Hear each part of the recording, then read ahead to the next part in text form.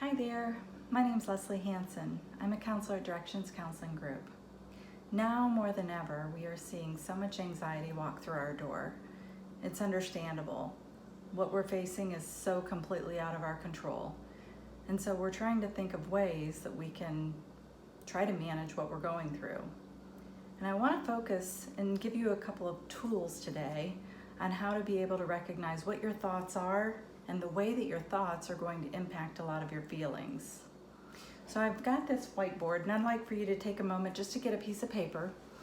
And with your piece of paper, I would like you to write the letters A, B, C, D, and E across the top, just like this. Okay? And each one of these stands for a different word. So the A stands for activating event. And I want us to think about something that we are believing is provoking some anxiety inside of us. So one of the thoughts I've heard clients recently talk about more frequently is the idea that the kids aren't going to be going back to school this year. Very scary for a lot of parents, okay? So we want to write down under the A column, which stands again for activating event, the idea that kids are not going back to school.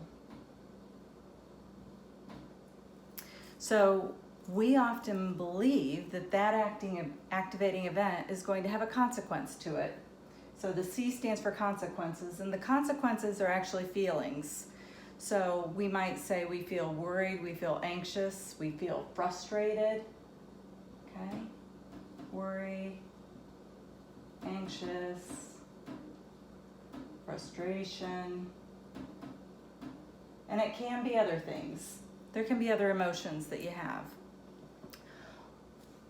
What I want people to notice is the idea that really the activating event is not what's causing all of these feelings, because you could have that unique parent who lives next door to you who isn't experiencing any of these things.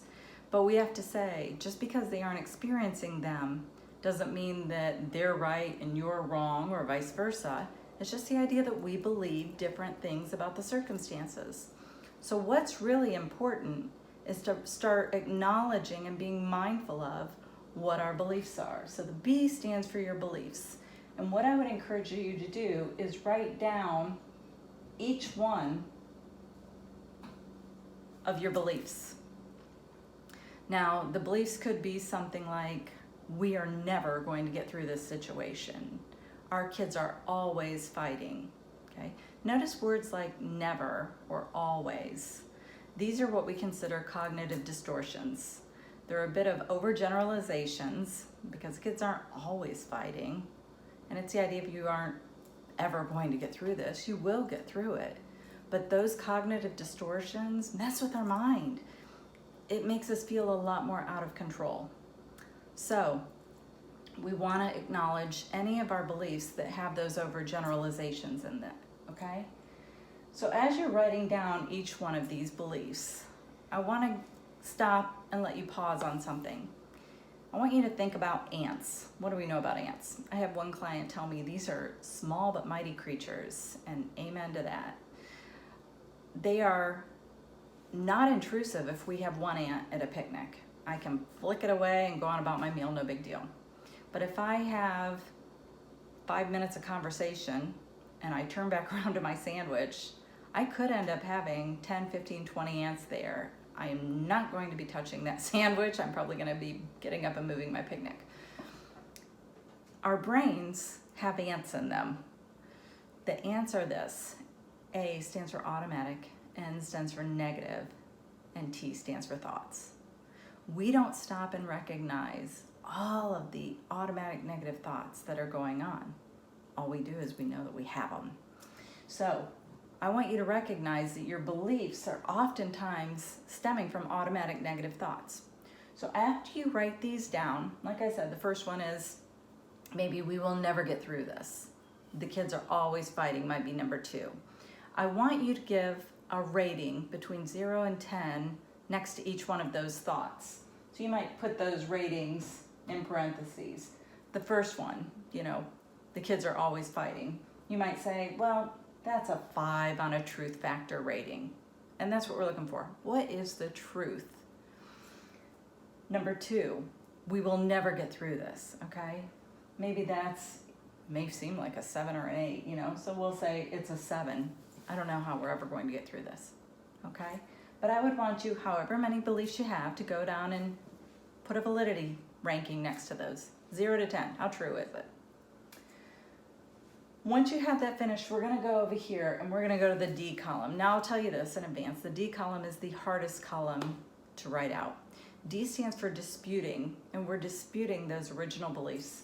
So if my beliefs over here, starting with the first one, the kids are always fighting.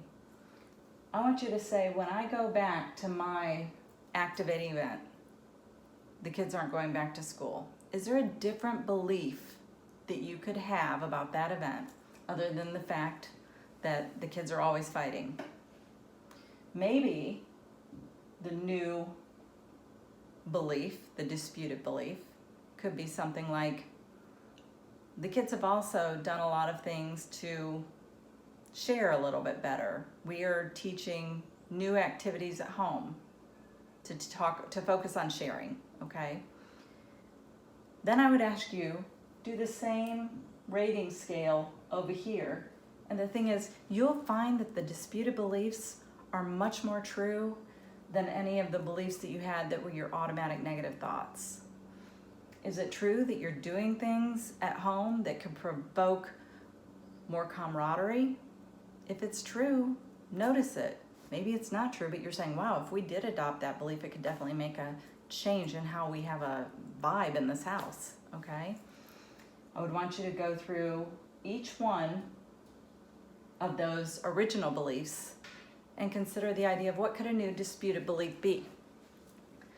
Then, when you're going through these, my hope would be that your new validity scales are all going to be 10s, because you're going to end up finding, wow, I am believing new things that are helping me to have a new emotion. That's your E. So the new emotion could be a sense of peace, could be a sense of empowerment, could be a sense of joy, who knows?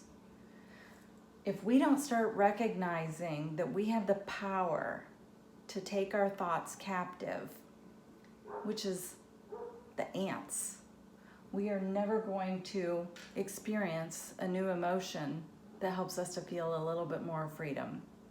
We will end up getting stuck in these consequences. So again, I just want you to go back through and realize what activating events are causing me, from my perspective, to have a lot of really strong feelings.